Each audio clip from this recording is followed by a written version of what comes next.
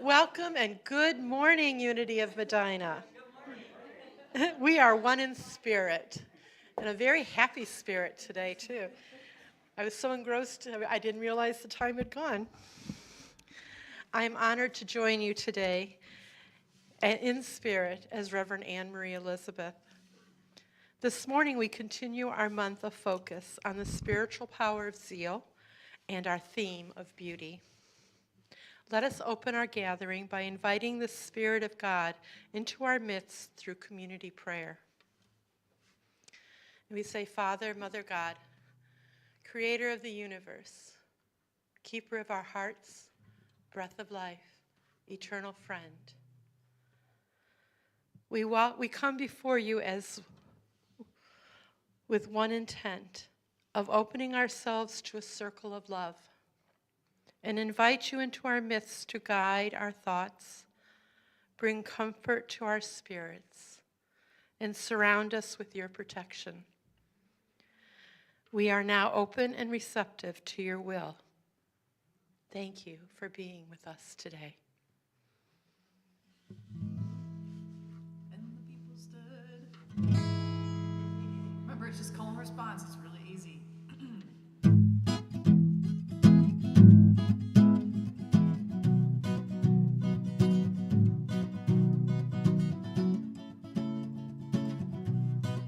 You can get a clap going on, you know. Namaste. There you go. Namaste. Namaste. Oh, namaste. Namaste. Namaste. Namaste. Oh, namaste. The light in me sees the light in you. The joy in me celebrates you. The truth in me sees the truth in you. My spirit now celebrates you. Namaste. Namaste.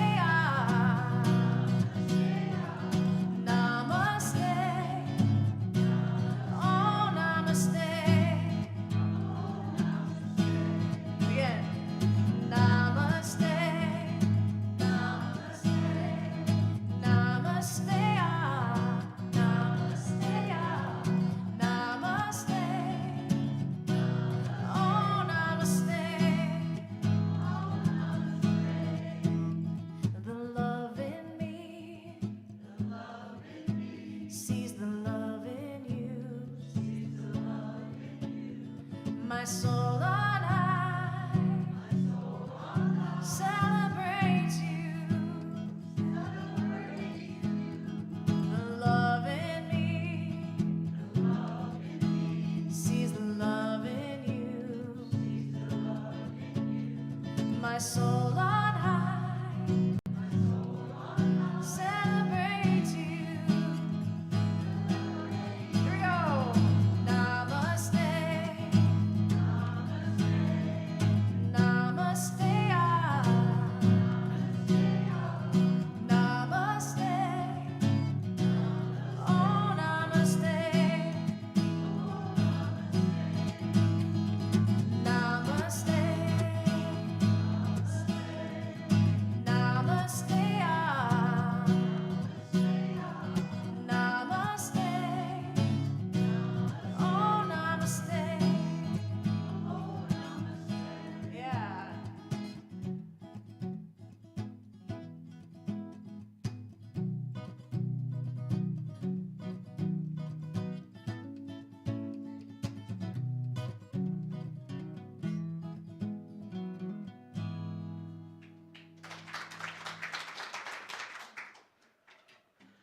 Thank you, Angie. Welcome again to Unity of Medina. Here at Unity, we affirm our core values of integrity, joy, acceptance, love, and spiritual growth. October is the power of zeal, and we'll light the, whatever color candle that is. She'll light that candle for us as we affirm the power of zeal. I enthusiastically accept my good and go forward to achieve. Today's daily word is grace. I walk in grace and peace today. I give thanks for the activity of God in my life that appears as grace. This divine gift manifests as the beauty of the world and the people in it as the comforting presence of God within and around me each day. I do not have to do anything to earn grace because it does not result from my attitude or actions. It flows from the infinite love of God within every person and surrounding every circumstance. It is the indwelling presence that sustains me in challenging times and lifts me in good times. I accept grace with gratitude when I have stumbled along life's path and received unexpected blessings. This boundless love fills my heart with bliss and peace. I live in the presence of infinite love, believing each unfolding event in my life is leading me to my highest good. This passage was taken from 2 Corinthians 12:9. My grace is sufficient for you. Angie will lead us into I got you. I got your back.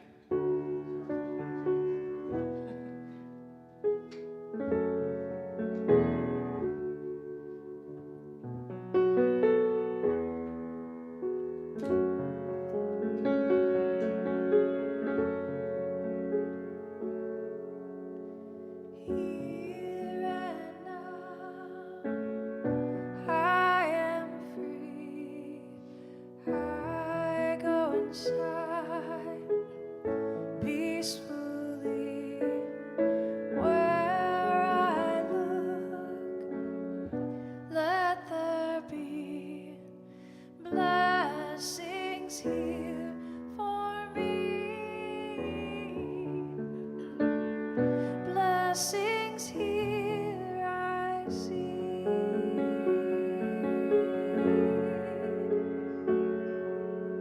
Breathe in and out, soft and slow.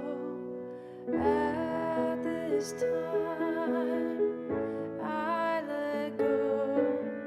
Where I look, let there be blessings here for me. Blessings here I see.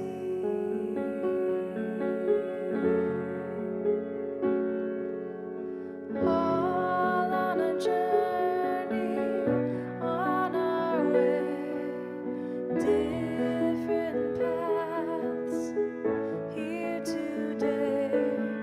Where I look, let there be blessings here for me. Blessings here I see. Blessings here for me. Blessings here I see.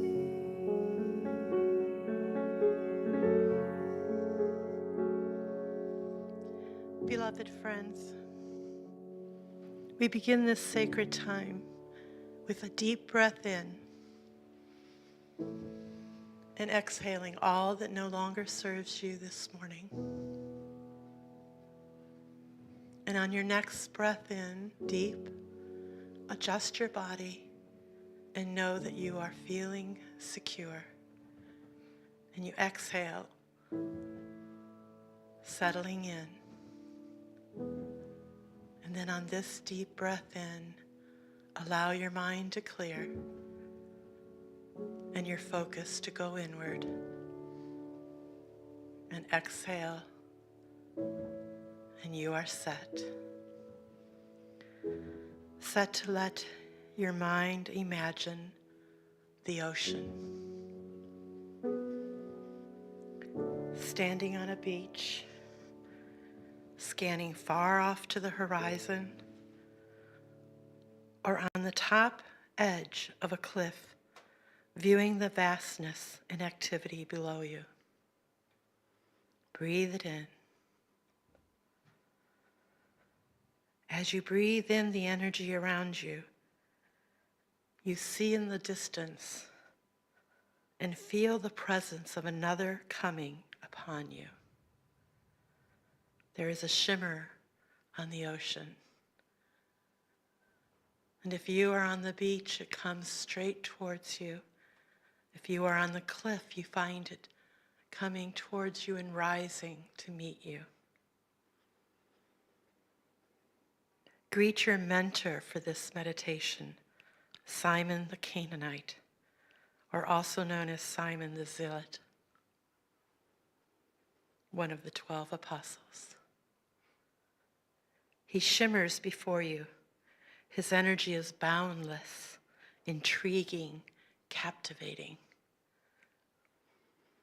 As you feel comfortable, allow him to come close enough to have his energy mingle with yours, wrapping you in this vibration.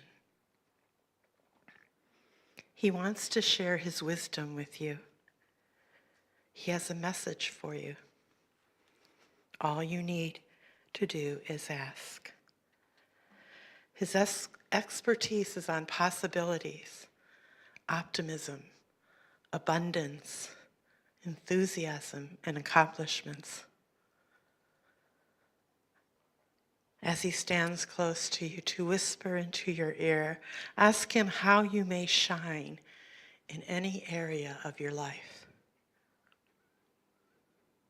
In this silence, breathe in his wisdom. Open your heart to his words. You know them deeply within you.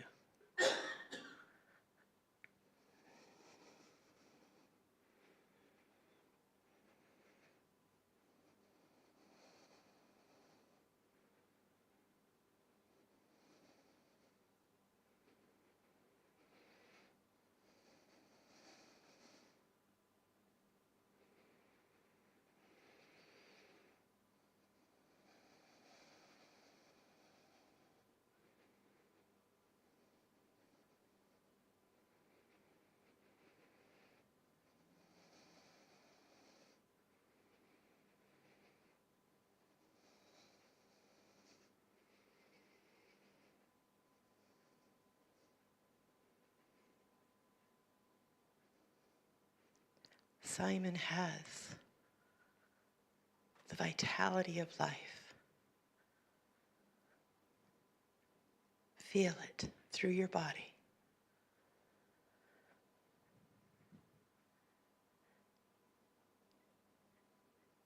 He is positivity. He moves to accomplish. He is secure.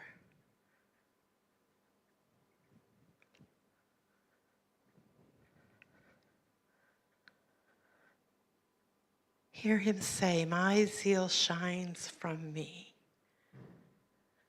lighting my way forward and brightening our world. My inner flame burns brightly for all to see." Spiritually answer back with him, "My zeal shines from me, lighting my way forward and brightening our world.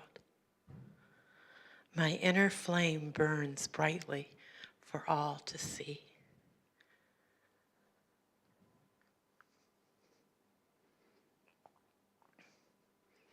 As he steps away from you, thank him for his wisdom.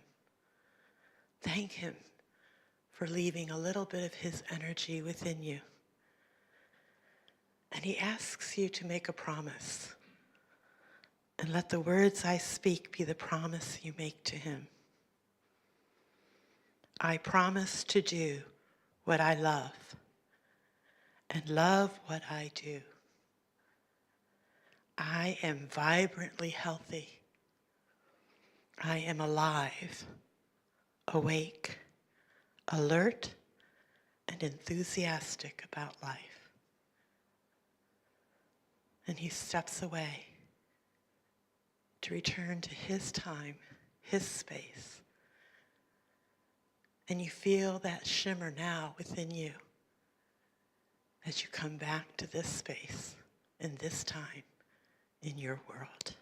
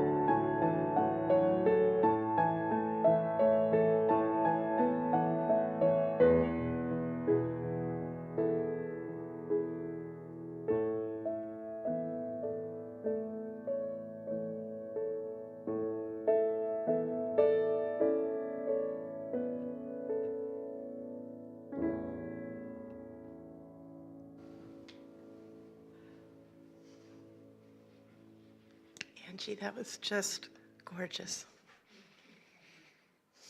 Thank you.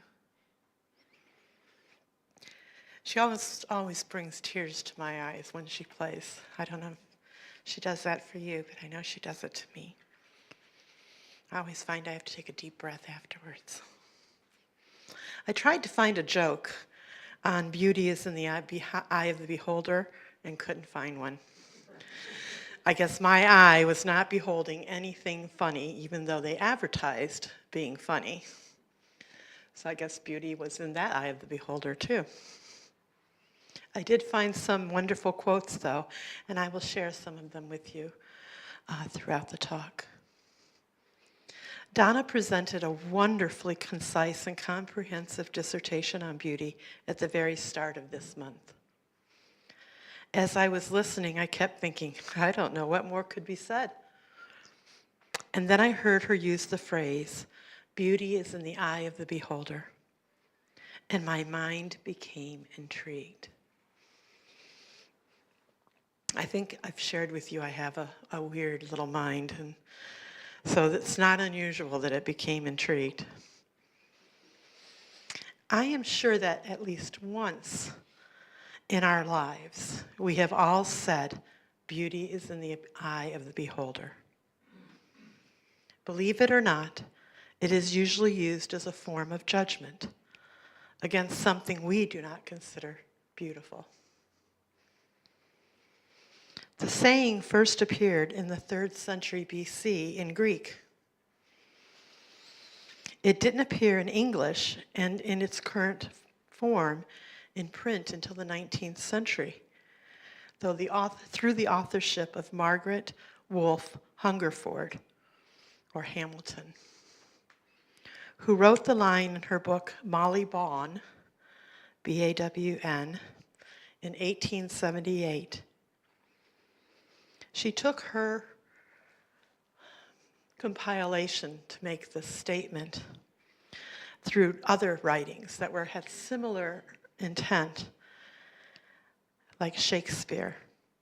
He expressed in Love's Labour's Lost in 1588, "Good Lord, boy, my beauty, though but mean, needs not the painted flourish of your praise. Beauty is bought by judgment of the eye, not uttered by base sale of chapmen's tongues." And then we have Benjamin Franklin in Poor Richard's Almanac in 1741, who wrote, "Beauty, like supreme dominion, is but supported by opinion." You can always trust Benjamin Franklin, you know. Each of us accepts and expresses beauty differently. Without realizing it over the years, you have developed a personal sense of beauty. The perception of beauty is subjective and personal. It applies not just to issues of physical beauty, but also to anything proposed as perfect and desirable. Because the sense of beauty is subjective to each individual, there is no general standard of beauty. And I insert this unless we as a group or societal unit agree to accept a standard. And we know we have had issues with like what constitutes a beautiful woman or even a beautiful man that sometimes we can't meet. I know I, for one, never met one. And I love when Judge Judy says, well, I'm not, you know, if this was true, I'd be 6'2", and whatever she says, you know, I think that cracks me up. In Greece, or in Greek, which is, they call the beauties charities, and Roman, which calls them graces, mythology, they had 3 minor goddesses which embodied charm, beauty, and goodness. Because of their lovely qualities, they were famous as enchanting goddesses that were born to fill the world with beautiful, pleasant moments, happiness, and goodwill. They actually were called upon to dance at all of the celebrations, basically. And it was proposed that having the qualities of the goddesses, the graces, made a woman more desirable for marriage. It is interesting that the daily word for today is grace. I didn't plan it. God's gift to us, and beauty being one of those graces. As it says, we can't earn it, and we can't buy it or purchase grace. It's a gift. And beauty is one of those graces. I would like to propose to you today that our sense of beauty is a grace of God and can be used as a tool to enhance our daily lives. It works best when we take the time to understand what triggers our sense of beauty and how our body, mind, and spirit respond when we are in the essence of what we consider beautiful. Now, because it is all individuals, I can't tell you what makes you think of something as beautiful. This is something that you have to find out for yourself and then either accept or reject based on what you find out. But I'm going to share with you some of the things that I consider beautiful. And then you can respond with beauty is in the eye of the beholder if you don't agree.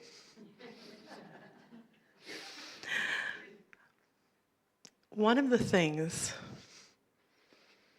well, let me give you this quote first. I say that the most liberating thing about beauty is realizing that you are the beholder.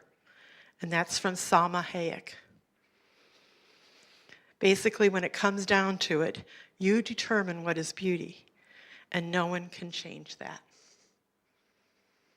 Isn't that a wonderful power? No one can change it. You make that decision. So in my space, my living space, the space around me, for me to designate beautiful, it has to be in order. A messy space, messy desk, and nothing does not give me a sense of beauty. Now, I've worked through those things when you have kids, Now I have my grandkids and I can't keep anything, right? And I think my age just doesn't allow me to get back down on the ground as often. But I can feel it. So my home doesn't feel quite right yet. It's getting there, but it's not quite right yet any longer.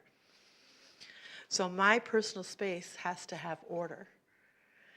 And usually when I would decorate my space, it takes me a while. It could take me a couple weeks. But once I feel like it's all in the right place, it'll stay there for a long time. I'm talking years. It doesn't move. And then it has to be something going on with me that I move it. And then that takes a couple while, and then it'll be another. Well, I have a friend, Kathy, who, as our children were younger, we'd go over her house, and you would never enter her house in the dark because you would hit something. She moved things every 2 weeks. And I'm not talking just like placing a picture here, but she did, and that. But she would move all furniture. And sometimes from one room to another room. It's like, what are you doing? For me, that would have been beauty is in the eye of the beholder. I didn't see the process. So, and she couldn't understand why I never moved anything. That was the difference between us. I actually made, when I would say, for me it was beauty in the eye of the beholder, the judgment was that maybe she was flighty or that she didn't feel secure in her choices. Again, that statement can be a judgment. And then in nature, God gives us so much beauty. I like the crash of the lake. Right now, for weeks, it's been bam, bam, bam. And it calms me. I love it.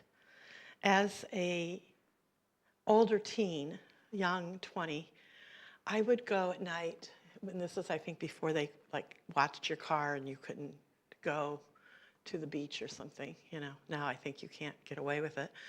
But there was a pier off into Lake Erie. And I would go and sit on the pier on a stormy night. The waves would crash over. And I soon learned to be right in the middle and a little bit back from the edge because it could knock you over, and I was not a good enough swimmer. And except for the smell of fish, which I didn't like, I loved the sense of being there because it felt there was something greater than me operating. And it could get as angry as I got. So I could be yelling out into the storm, and then a wave would hit.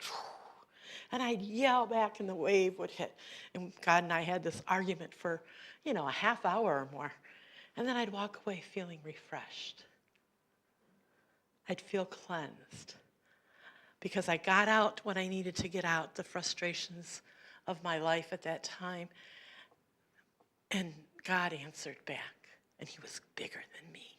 And I needed him to be bigger than me. Well, there is a friend I have who doesn't care for nature as much. She likes big cities. like and I met her in New York. And she likes New York. And she would say, oh, let's go outside for lunch. I didn't see the draw. There was just buildings and gray and buildings. And I'm looking up at the sky, could barely see the sky, and people and people and people. And some of the people were cool. They were pretty cool. But I just couldn't understand where she got her energy from being in the city. And that's where we were different. So that was another from me. Beauty is in the eye of the beholder. Because Laura Ingalls Wilder always says, if you truly love nature, you will find beauty everywhere. I'm having a little bit of difficulty with that one. But it brings her energy. And then another part of beauty for me is the written word. I love to read. I love to write. I believe in words. And I believe in their power. When I was very young, I could start fights by my words. And even though I would get beat up because I wasn't a good fighter, my mom would always also add to that because she'd say, I know you started it. Or you instigated, because I could push buttons with words. And somewhere in my 20s, about 25, I was in a verbal altercation with someone, a man, one of my friends, like older brother. And he was giving it to me as much as I was giving it to him. But I must have crossed a line. And I didn't realize. I went too deep. Because I could read people, and so I would hit them where it hurts. And I hurt him. And I insulted him. And I lost a friendship. And I had to take it into account with myself that I made a promise that moving forward, I would never use my words to call harm again. Now, I've been tempted many times, and I've had to walk away. I may go in the silence and do it all, because it's all by me, just so I don't lose the touch. But I made that promise that I wouldn't harm another person with my words. That's how important words are for me. Ellen and I share a weekly prayer study, and usually we have a book that we work on. And we've, over the years, have realized that the choosing of the book falls on her. Because the ones I choose, she gets to say, beauty is in the eye of the beholder. And we have to work harder to find a nugget of information from them. So I gladly lend that to her. Oh, I keep forgetting to read my quotes. James Earl Jones said, when I read great literature, great drama, speeches, or sermons, I feel that the human mind has not achieved anything greater than the ability to share feelings and thoughts through language. That's what words are for me, and that's where I find my beauty, when I have a good book. And I like trilogies. I like nonfiction. I like biographies the best, because I like to hear how they made it through their life and what can they give me? What can I learn from them? And usually I do things in threes. But today, kindness wanted to be heard. So I had to give in. Elizabeth Kubler-Ross says, the most beautiful people we have known are those who have known defeat, known suffering, known struggle, known loss, and have found their way out of the depths. These persons have an appreciation, a sensitivity, and an understanding of life that fills them with compassion, gentleness, and a deep, loving concern. Beautiful people do not just happen. Our world right now is still in uproar, a lot of things. And if you just listen to what's happening in the world, you could find yourself sad, depressed, fearful. It's really hard to be able to say, well, beauty is in the eye of the beholder, because at the moment you're not seeing any. And I don't think kindness has that same sense of judgment. Kindness is another gift from God that we share among each other. So we can go about our days saying beauty is in the eye of the beholder and move on, letting nothing touch us. Or we can use God's gift of grace, called the beholding eye, to change and enhance our lives. The beholding eye is a spiritual third eye, and it's usually located right around here. Open to receive the gift of grace. And when opened, it sees empathy, and you gain wisdom over your situations and your relationships. So I thought, since we have this saying, behold, beauty is in the eye of the beholder, what if we say, beholding eye instructs my life? You have to start with yourself. You have to understand what triggers your sense of beauty and how that feels within your body, your mind, and your spirit. And then eliminate unnecessary condemning judgment. So I started with my space, knowing that, when I have it all nice and ordered, I feel calm and serene. My mind feels open, and my spirit wants to be in the space that I'm at. When I hear the sound of the lake or walk through a forest, it reminds me that I am not alone.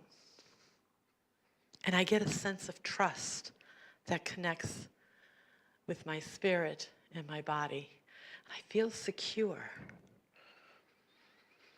When I have written words that have touched me, I hear the beauty of wisdom, and I experience self-growth.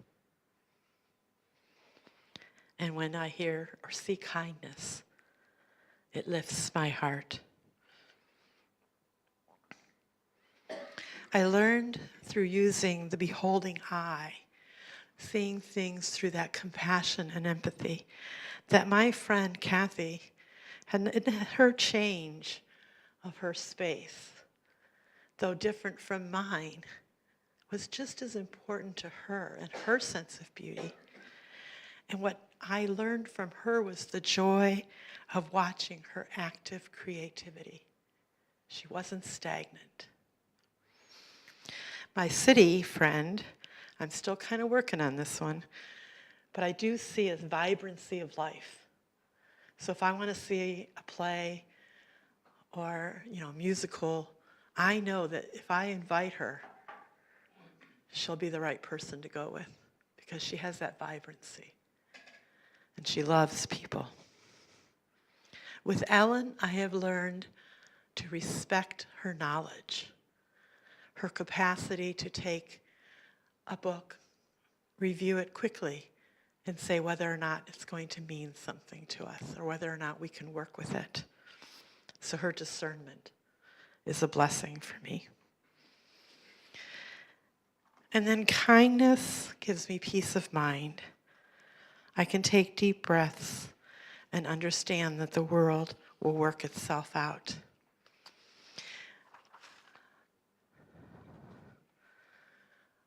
I have two experiences of kindness just within the last 2 weeks. The first one, I had gone out on an errand for work. And as I was taking my route back to work, I noticed on my right-hand side a man walking with a toddler on his shoulders. And so he's kind of holding the legs and maybe doing something to make sure the toddler doesn't fall backwards. And he's like I couldn't even express, like lunging and walking, lunging and walking. And the boy was cracking up. He was laughing. And all of a sudden, he'd let go of his arms and then wrap them back around his father's forehead and let go of his arms and wrap them. And I thought, that's a kindness not only to the little boy who will remember that and maybe gain trust and companionship with his father, but every person who drove that route and saw them walking, instead of being anxious about their day, had something to smile about.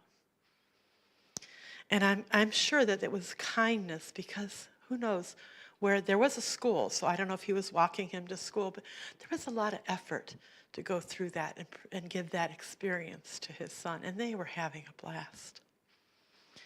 The second one that I noticed, I was walking on one side of the street near my home, and there was one lady on 2 crutches, her legs a little twisted, walking down the street. Another lady coming in the opposite direction, but so they would meet. She had a load of bags that she was carrying. And I looked at them and I thought, oh, I'm going to say prayers because I know that feeling of carrying a ton of bags and how brave that other woman was. Well, as they got closer together, the woman with the bags dropped a couple bags. And I'm thinking, I can't cross the street there. It's a busy street. And the lady with the crutches never batted an eye, used her crutch, picked up one of the bags and handed it to her. And the lady that had dropped the bags reached out, held onto the crutch until the lady could gain her balance back, took the bag, and then helped her lower her crutch. And there were lots of, I'm sure, thank yous and appreciation. And I thought, how arrogant of me to think they needed something from my spirit. They had it. They showed that kindness to each other. I still prayed, but I prayed with more humility. And I thanked God for their expression of kindness to each other.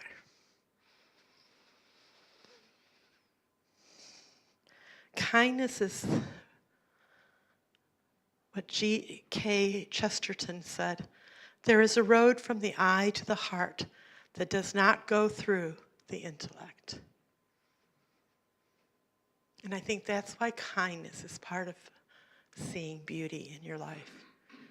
I needed that. I think we all need to know that there are those around that will not give in to what the world seems to be saying is happening because they show kindness to each other.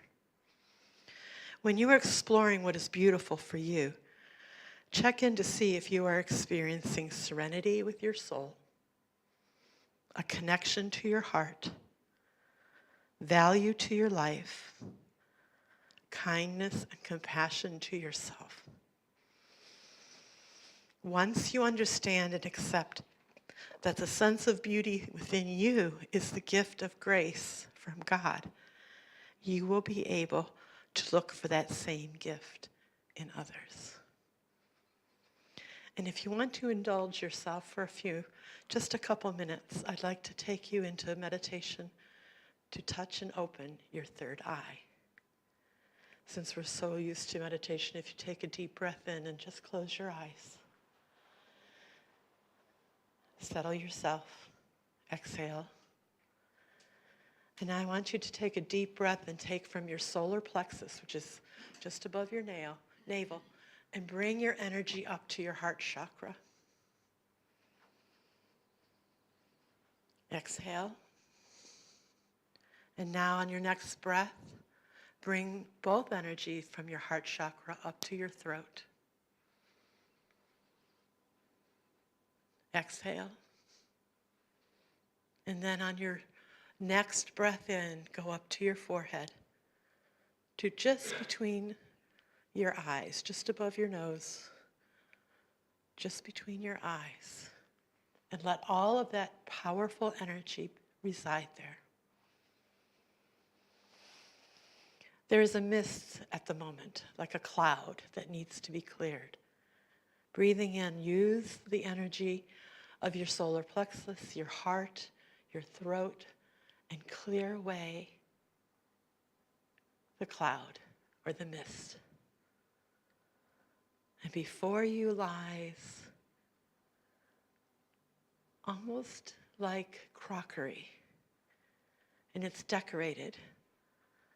You acknowledge the decoration, though don't spend time there. You can do that later. And I want you to take, and you can tap your forehead if you want. I want you to take and tap, tap, tap. And slowly the eye opens. And within it you see the most beautiful sense of love, compassion, mixed with colors, empathy. And you know that you have met your third eye. Acknowledge the meeting. And as you back away, give thanks for its presence within your body. And it tells you it will sleep now until you open it again. It is always there for you. Continue to back away. Allow the eye to close. And come back to this space and this time. You now have met your third eye.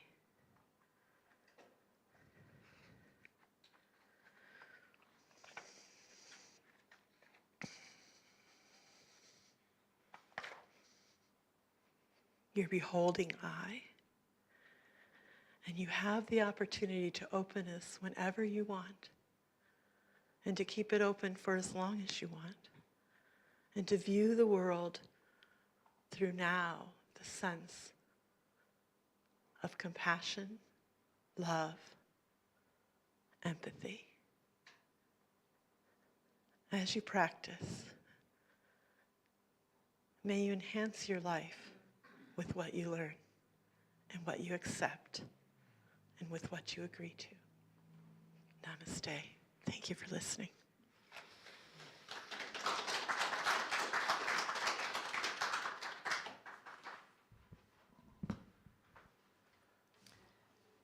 I really like those stories of the father and the son and those two women. That's just very cool. I think there's a particular type of freedom when you can see beauty in all things. And yeah, so I have a song actually called Free Your Storm, and it's just kind of about that, like finding that beauty and kindness in everything.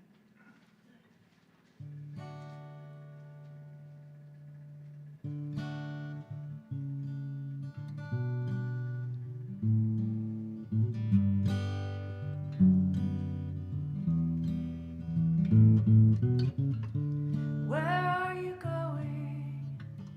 Where did you go when your truth called you to nurture your soul?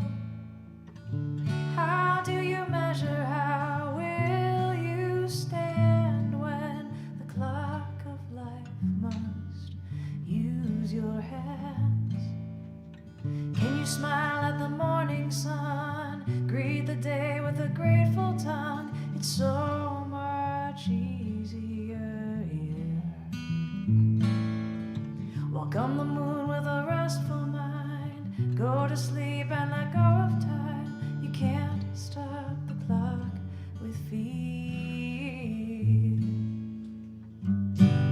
Step outside into this storm. You'll soon be asking it for more. You won't know love until you're torn. So don't look back, no need to mourn.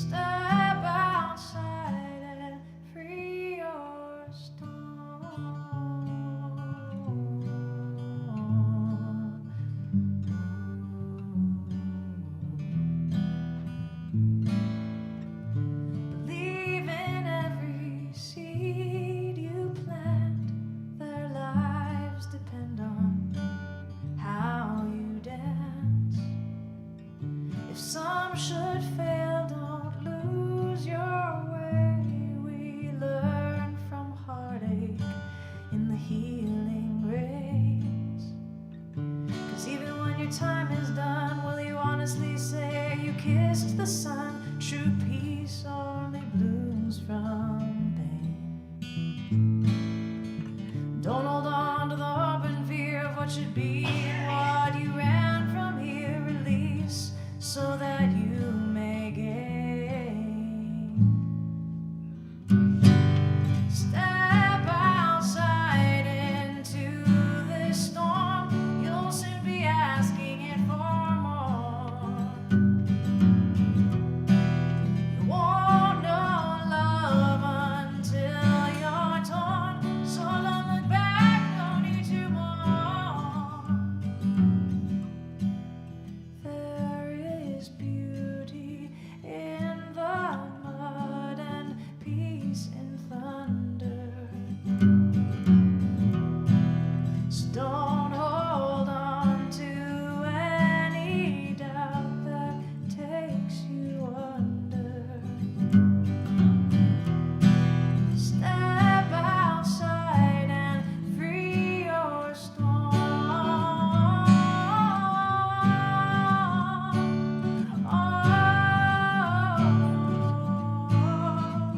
Free your storm.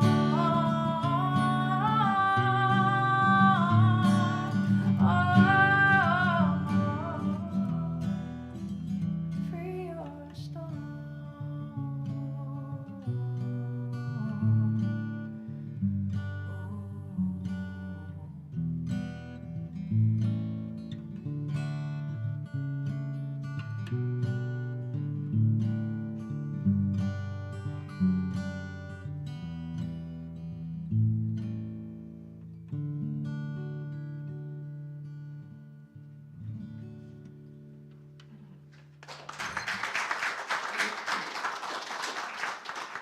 Thank you, Angie. That was beautiful and very appropriate.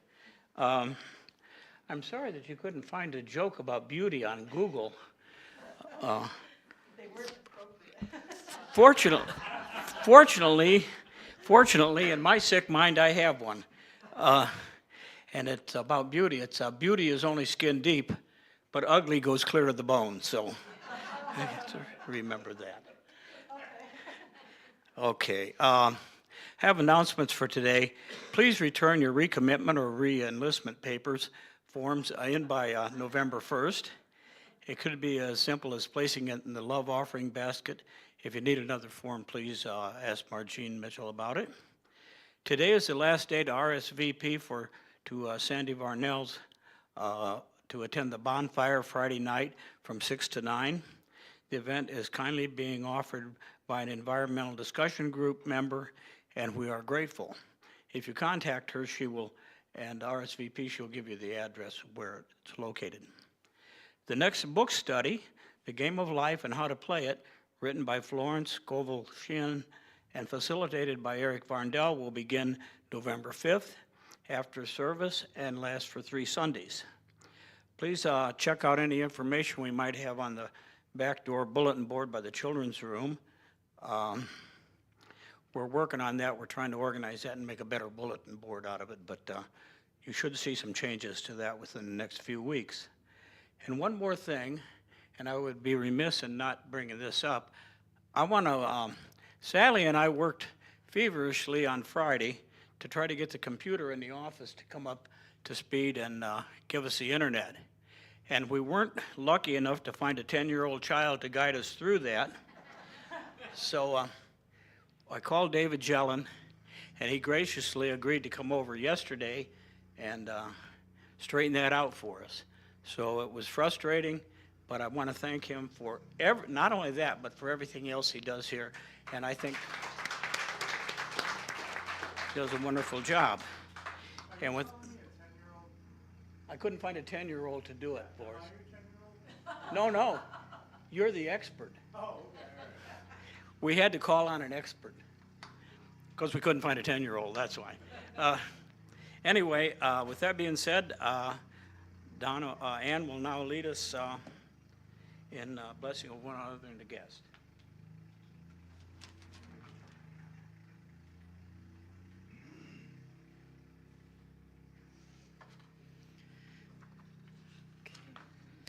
Well, do we have any new people here today? Oh, great. Welcome. I'm glad to see you. Let us bless. What is your name? Sherry. Hi, Sherry. Let us bless Sherry and each other. Make sure you turn and face if you can. This is the time that we bless our newcomers and ourselves. We bless you. We appreciate you. We behold the Christ in you. Thank you for being here. And now we'll take our offering, put it in the palm of your hand.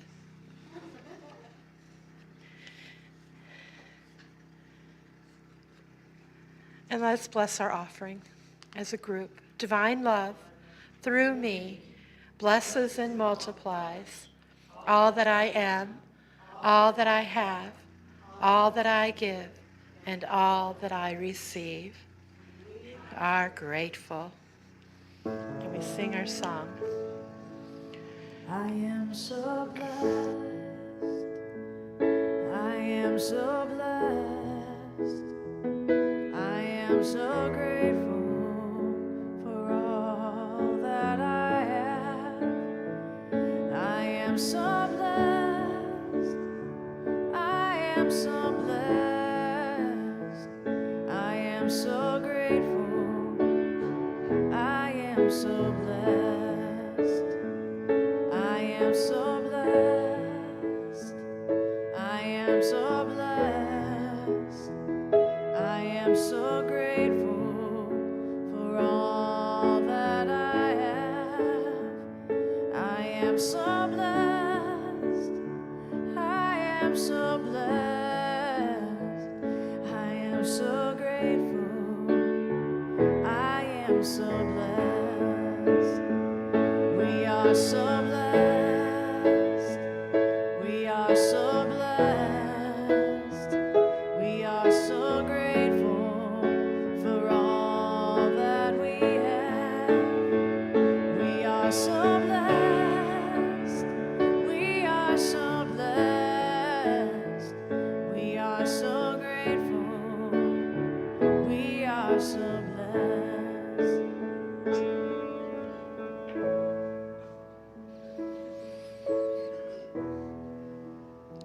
Divine Mother Goddess, we thank you for the generosity of our friends standing here among us and those friends joining us virtually.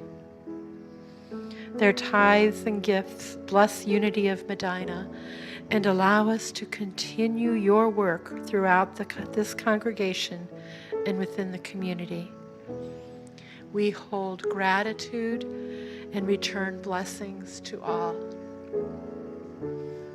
We thank you for the trust that is given to Unity of Medina, shown through the placement of prayer requests given weekly. We hold each other and we hold each request with love and compassion as we prayerfully support and group each Wednesday and then send these requests to Silent Unity for continued prayer support. We hold in gratitude and return spiritual support to those who minister through prayer. And Mother Goddess, we thank you for the ground upon which we stand and receive our nurture and our survival. We ask you to send forth your angels to advocate for right use of our earth's resources. Enliven our hearts toward love and compassion for all people. Amen.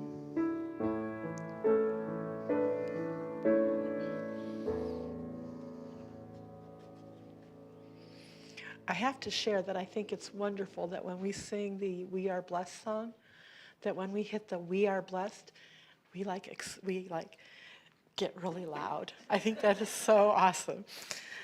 So why don't we now join and form a circle to sing our peace song and to pray our prayer of protection.